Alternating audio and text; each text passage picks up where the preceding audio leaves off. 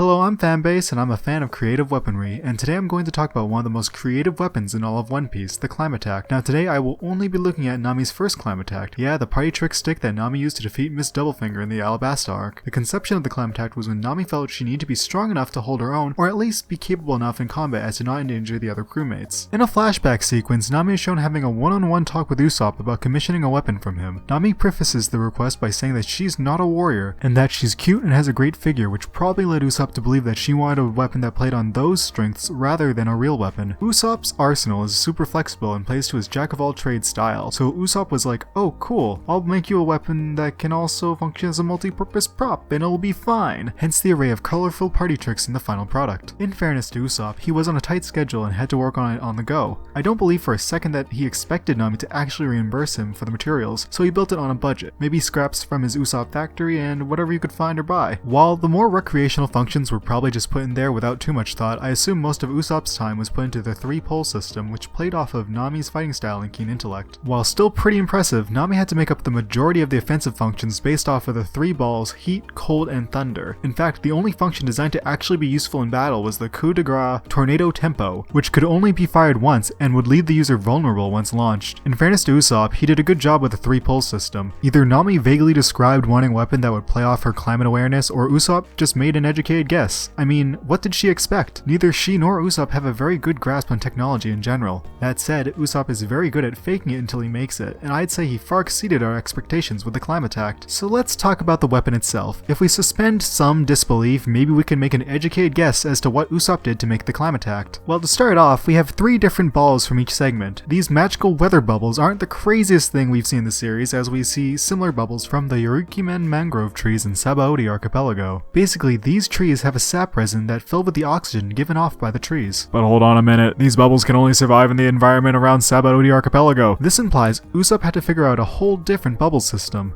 Assuming that there wasn't a plant that could produce similar bubbles, and that normal soap bubbles would pop in the very dry climate of Alabasta, Usopp had to make his own bubble mix. So what did Usopp use? Well, Usopp tinkers a lot with his own arsenal, implementing things such as gunpowder, adhesives, and even food such as hot sauces. So it's completely within reason to guess that Usopp dabbled in very basic chemistry and used glycerin. Glycerin is a viscous liquid that is non-toxic and sweet, kind of like a syrup. It can be used to prevent ice crystals from forming in frozen foods such as ice cream or low-fat frozen yogurts, and is a common ingredient in pharmaceutical drugs such as heart medication, cough syrups, and anesthetics, so it wouldn't be super surprising for the Straw Hats to have on hand. The reason I'm guessing Usopp may have added glycerin to produce bubbles is because when added to dish soap and water, the glycerin makes the film of the bubbles much stronger. Additionally, Usopp may use glycerin in his own arsenal, as when it's combined with potassium permanganate, it has a pretty robust exothermic reaction. But how did Usopp manage to get the heat, cold, and electricity inside the bubbles? Well, that, my friend, is where we have to suspend our disbelief. Maybe that's just how bubbles work. Maybe the air created by the heat and cool balls help the bubbles stay afloat.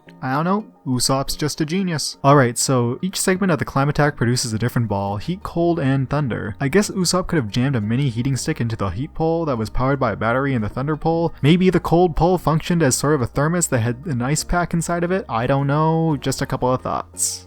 Moving on, the first move shown is Fine Tempo, where doves appear seemingly out of nowhere when the Clima-tact is formed into a triangle. Okay, here's a little bit of mental gymnastics for y'all, but what if Usopp put some already fertilized dove eggs inside the heated part of the pole, incubating them? In One Piece, it's not weird for people to interact with space a little differently, so I can definitely imagine doves just chilling inside the pole for a bit. And it's very barely worth mentioning that dove eggs are 23mm in diameter, and an average bow staff is 25mm, so the eggs were a tight fit. Alright, here's some more mental acrobatics. Cloudy Tempo shoots flowers at the end of the pole. What if the doves ate the seeds and some of the flowers while they were just growing inside the pole? It's very like Usopp to just shoehorn something into a weapon. I mean, just think of what he keeps in his purse. Thunder Tempo, for example, is just a boxing glove. I don't believe for a second Usopp put a lot of thought into that one. And for keeping the flowers and doves hydrated, Usopp might have put in some sort of water collection system in order to make the rain tempo happen, and maybe there was some glycerin in the mix to prevent freezing in the cool pole. Friendly reminder that I know I should just accept it because that's One Piece, baby, but the Clima-tact is so cool I really want to know how it works. Usopp and Nami both lean on their intellect when in high stress situations. Nami has to balance various environmental factors when navigating, and Usopp has to pull out everything in the kitchen sink just to stay alive. Usopp definitely took this into account when making Nami a weapon, but the majority of the Clima-tact's functions are something more along the lines of what Usopp could use. Yes, the functions were made for parties, but Usopp probably would have been able to weaponize even the most mundane parts of the Clima-tact. Usopp may have known how to use the Clima-tact, but there was no way he could have used it the same way Nami did. Nami doesn't fight like Usopp, so she was able to specifically play to her strengths by understanding Alabasta's climate and using her affinity for the weather. This allowed Nami to master the Clima-tact's 3-pole system within a short time under high-stress conditions. Nami did luck out on opponents though. Miss Doublefinger, while an extremely dangerous opponent, gave Nami plenty of time to figure out her weapon. At one point, Nami straight up doesn't notice that she dropped her weapon and asks Miss Doublefinger to hand it back, which Doublefinger does since she feels it would not have made a difference. Throughout the fight, Miss Doublefinger is shown to be holding back and explicitly states how sorry she feels for Nami's death of a weapon,